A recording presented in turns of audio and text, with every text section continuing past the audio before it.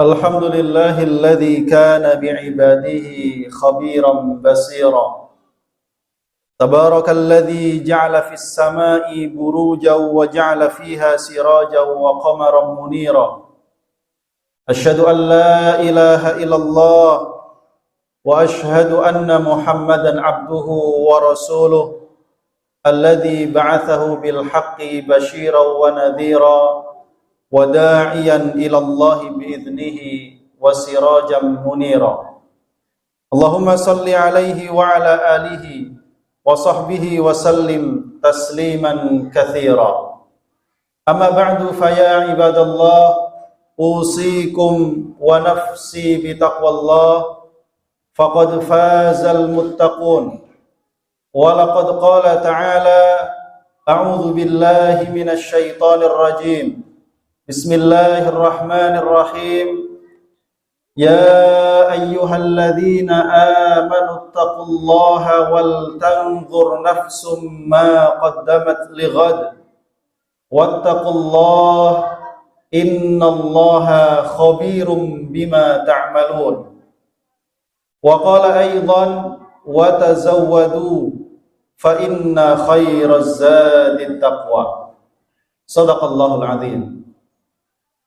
Ma'asyiral muslimin, jamaah salat Jumat yang dimuliakan Allah Subhanahu wa taala, adalah merupakan nikmat dan karunia yang sangat besar yang diberikan oleh Allah Subhanahu wa taala kepada kita semua. Karena Allah telah memberikan kepada kita hidayah berupa iman dan Islam, dan Allah juga memberikan kepada kita taufik, yaitu berupa kemudahan untuk menjalankan perintah-perintahnya, kemudahan untuk menghidupkan sunnah-sunnah Rasulnya, kemudahan untuk menjaga diri, menghindarkan diri dari semua perkara-perkara yang dilarang olehnya. Dan itu semua adalah merupakan bentuk rahmat dan kasih sayang Allah kepada kita hamba-hambanya, agar kita senantiasa mampu untuk memperbanyak kebaikan, memperbanyak amal saleh, sehingga dengan amal saleh, dengan amal kebaikan tersebut, Allah mudahkan kita untuk mendapatkan rahmatnya yang paling besar yang kelak Allah berikan di akhirat, yaitu berupa surganya yang begitu banyak kenikmatan di dalamnya insyaallah. Ma'asyiral muslimin, jamaah rahimakumullah. Karena itu menjadi sebuah keharusan bagi setiap muslim yang menghendaki kehidupan yang lebih baik, baik di dunia maupun di akhirat. Sudah menjadi keharusan bagi setiap mukmin yang lebih mementingkan kehidupan akhirat daripada dunianya untuk terus memperhatikan apa saja yang menjadi nasihat, yang menjadi wasiat, baik yang disampaikan oleh Allah dalam kitab suci Al-Quran maupun disampaikan Rasulullah SAW di dalam hadis-hadisnya. Karena begitulah dahulu sahabat-sahabat Rasulullah SAW, generasi terbaik umat ini, yang Allah berikan kepada mereka gelar radhiyallahu anhum wa radu'an. Mereka telah diridhoi oleh Allah dan Allah pun ridha terhadap mereka. Mereka senantiasa tanpa bosan datang ke majelis Rasulullah SAW meminta nasihat, meminta petunjuk, meminta arahan, belajar tentang agama Islam, belajar tentang ajaran-ajaran Islam, dan terus berusaha untuk memperbaiki diri. Karena mereka faham bahwa agama ini dibangun di atas ilmu pengetahuan, bukan sekedar ikut-ikutan. Dalam sebuah hadis riwayat Ibnu Majah dari sahabat Abu Ayyub Al-Ansari radhiyallahu an, dia menceritakan bahwa ada seseorang yang mendatangi Rasulullah sallallahu alaihi wasallam, lalu orang ini berkata, "Ya Rasulullah, alimni wa aujiz." Wahai Rasulullah, ajarkan kepadaku tentang kebaikan, ajarkan kepadaku tentang ilmu yang bermanfaat untuk dunia dan akhiratku, wa aujiz, dan berikan nasihat yang sederhana saja, berikan nasihat yang singkat saja. Mengapa demikian? Para ulama mengatakan sahabat ini meminta nasihat yang singkat dan sederhana agar ia mudah mengingatnya, agar ia mudah menghafalnya, sekaligus untuk mengamalkannya. Lalu Rasulullah SAW pun memberikan nasihat yang diminta sahabat tersebut.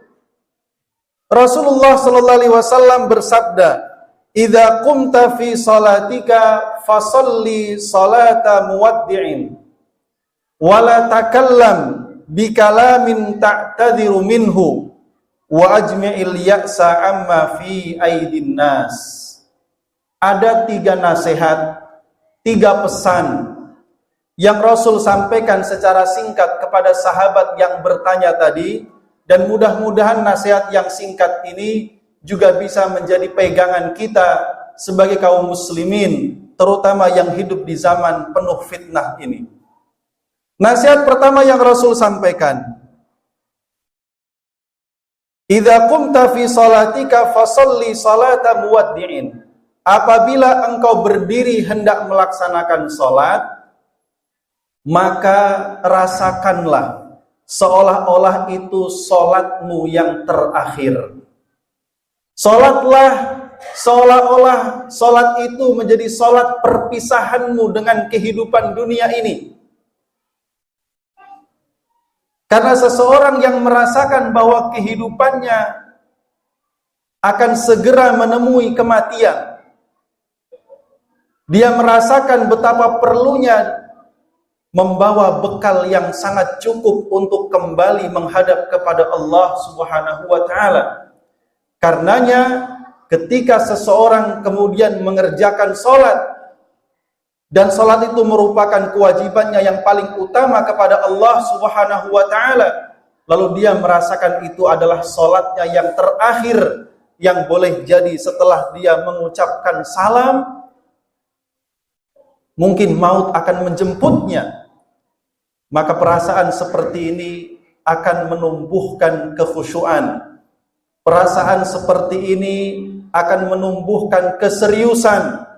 Perasaan seperti ini akan menjadikan seorang hamba semakin dekat dengan Allah Subhanahu wa taala. Sehingga salatnya itu pun akan menjadi salat yang sangat berkualitas. Sebagian ulama mengatakan yang dimaksud dengan salat terakhir adalah maksudnya salatlah engkau dengan meninggalkan seluruh urusan dan perkara dunia yang ada di pikiranmu.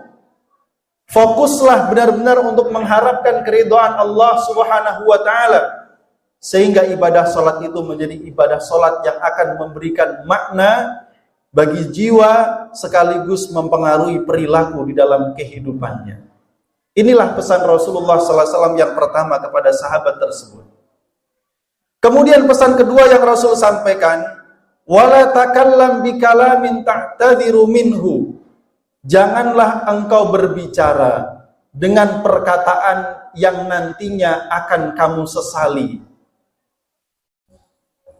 Karena manusia yang Allah berikan karunia kemampuan untuk berbicara, diberikan lisan.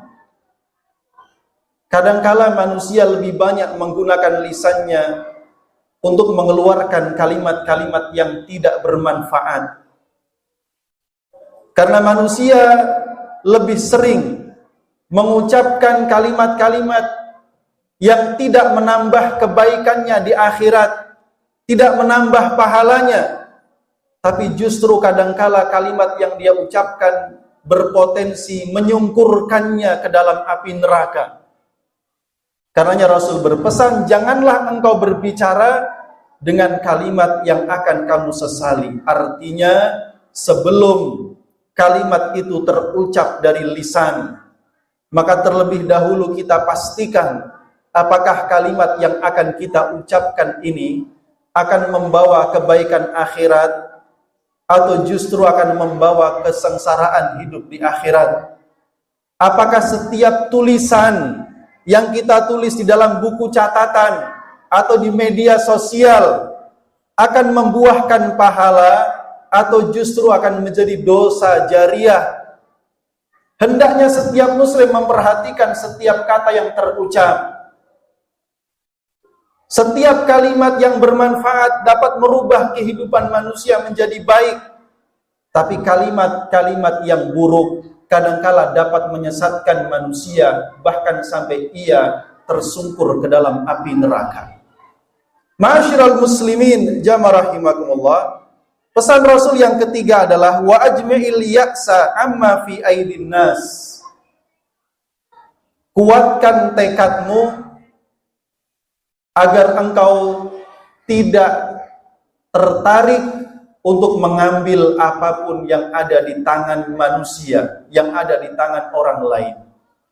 Di zaman di mana banyak manusia pada hari ini memamerkan seluruh apa yang mereka miliki, kadangkala membuat kita berharap dan menginginkan mendapatkan materi yang dimiliki oleh orang lain, baik itu berupa popularitas, jabatan, harta, atau apapun, yang kadangkala ketika kita mengharapkan apa yang ada di tangan manusia, hati kita seringkali menjadi sempit karena kita tidak mampu menjangkau apa yang kita inginkan.